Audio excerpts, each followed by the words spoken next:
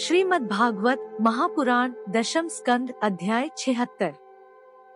श्रीमद्भागवत महापुराण दशम स्कंद षट्सप्ततितम अध्याय। शाल्व के साथ यादवों का युद्ध। श्री शुकदेव जी कहते हैं, परीक्षित, अब मनुष्य की सी लीला करने वाले भगवान श्री कृष्ण का एक और भी अद्भुत चरित्र सुनो। इसमें यह बतलाया जाएगा कि सौभ नामक विमान का अधिपति शाल्व किस प्रकार भगवान के हाथ से मारा गया। शाल्व शिशुपाल का सखा था और रुक्मिणी के विवाह के अवसर पर बारात में शिशुपाल की ओर से आया हुआ था। उस समय यदुवंशियों ने युद्ध में जरासंध आदि के साथ साथ शाल्व को भी जीत लिया था। उस दिन सब राजाओं के सामने शाल्व ने यह प्रतिज्ञा की थी कि मैं पृथ्वी से यदुवंशियों को मिटाकर छोड़ूंगा। सब लोग मेरा बल पौरुष देखना। परीक्षित, मूढ़ शाल्व ने इस प्रकार प्रतिज्ञा करके देवाधिदेव भगवान पशुपति की आराधना प्रारंभ की। वह उन दिनों दिन में केवल एक बार मुट्ठी भर राख फाक लिया करता था। यो तो पार्वती भगवान शंकर आशुतोष हैं और हरदानी हैं।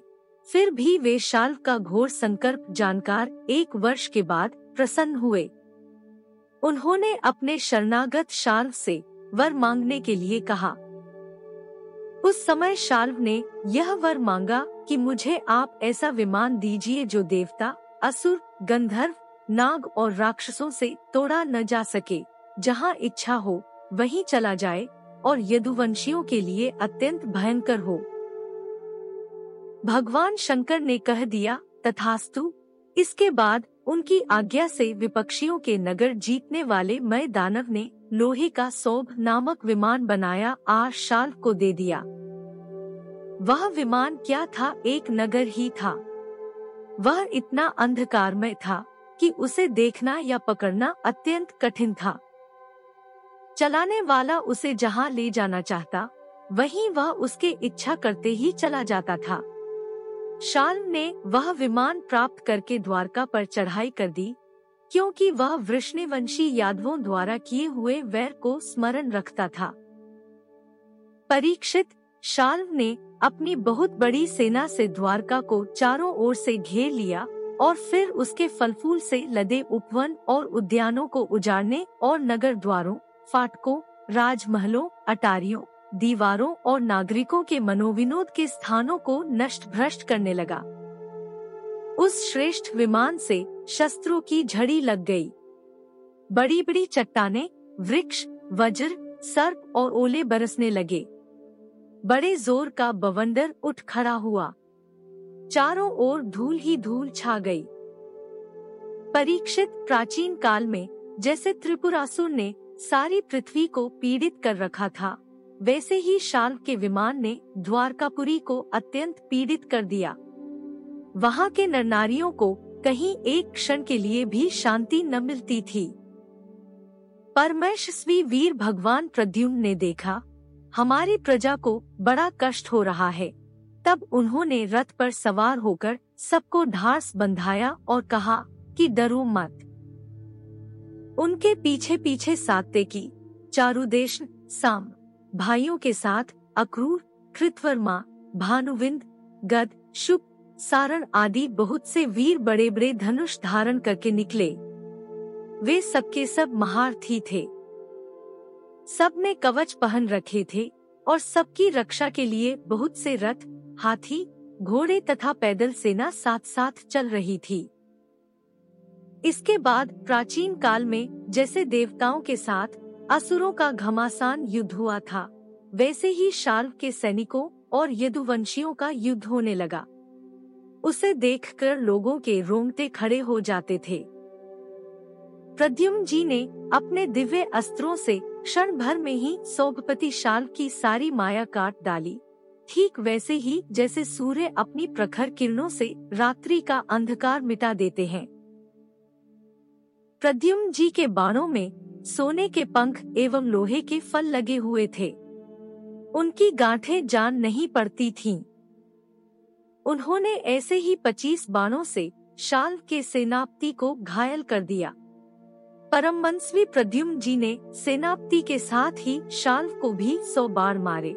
फिर प्रत्येक सैनिक को 1-1 और सारथी को 10-10 तथा वाहनों को 3-3 बाणों से घायल किया। महामना प्रद्युम्न जी के इस अद्भुत और महान कर्म को देखकर अपने एवं परायस भी सैनिक उनकी प्रशंसा करने लगे। परीक्षित, मैं दानव का बनाया हुआ शाल्व का वह विमान अत्यंत मायामय था। वह इतना विचित्र था कि कभी अनेक रूपों में दिखता तो कभी एक रूप में, कभी दिखता तो कभी न भी दिखता। यदुवंशियों को इस बात का पता ही न चलता कि वह इस समय कहाँ है।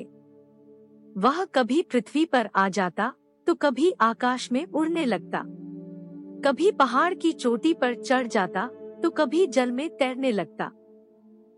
वह अलात चक्र के समान मानो कोई दुमुही लुकारियों की बनेठी भांज रहा हो घूमता रहता था, एक क्षण के लिए भी कहीं ठहरता न था।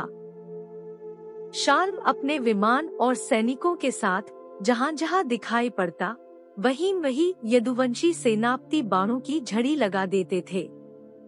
उनके बाण सूर्य और अग्नि के समान जलते हुए तथा विषैले सांप की तरह असह्य होते थे।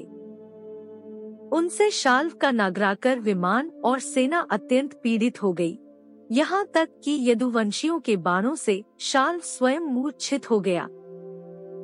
परीक्षित, शाल्व के सेनापतियों ने भी यदुवंशियों पर खूब शस्त्रों की वर्षा कर रखी थी।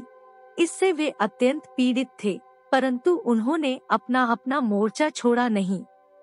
वे सोचते थे कि मरेंगे तो परलोक बनेगा और जीतेंगे तो विजय की प्राप्ति होगी। परीक्षित, शाल्व के मंत्री का नाम द्युमान, जिसे पहले प्रद्युम्न जी ने 25 बाण मारे थे, वह बहुत बली था। उसने झपटकर प्रद्युम्न जी पर अपनी फौलादी गदा से बड़े जोर से प्रहार किया और मार लिया कहकर गर्जने लगा। परीक्षित, गदा की चोट से शत्रुघ्न प्रद्युम्न जी का वक्षस्थल फट सा गया। दारुक का पुत्र उनका रथ हाँक रहा था। वह सारथी धर्म के अनुसार उन्हें रणभूमि से हटा ले गया। 2 घड़ी में प्रद्युम्न जी की मूर्छा टूटी। तब उन्होंने सारथी से कहा, सारथे, तूने यह बहुत बुरा किया। हाय हाय, तू मुझे रणभूमि से हटा लाया। सूत, हमने ऐसा कभी नहीं सुना कि हमारे वंश का कोई भी वीर रणभूमि छोड़कर अलग हट गया हो। यह कलंक का टीका तो मेरे ही सिर लगा। सचमुच सूत, तू कायर है, नपुंसक है। बतला तो सही, अब मैं अपने ताऊ बलराम जी और पिता श्री कृष्ण के सामने जाकर क्या कहूँगा? अब तो सब लोग यही कहेंगे न कि मैं युद्ध से भाग गया। उनके पूछने पर मैं अपने अनुरूप क्या उत्तर दे सकूंगा? मेरी भाभियां हंसती हुई मुझसे साफ साफ पूछेंगी कि कहो वीर, तुम नपुंसक कैसे हो गए? दूसरों ने युद्ध में तुम्हें नीचा कैसे दिखा दिया? सूत, अवश्य ही तुमने मुझे रणभूमि से भगाकर अक्षम्य अपराध किया है।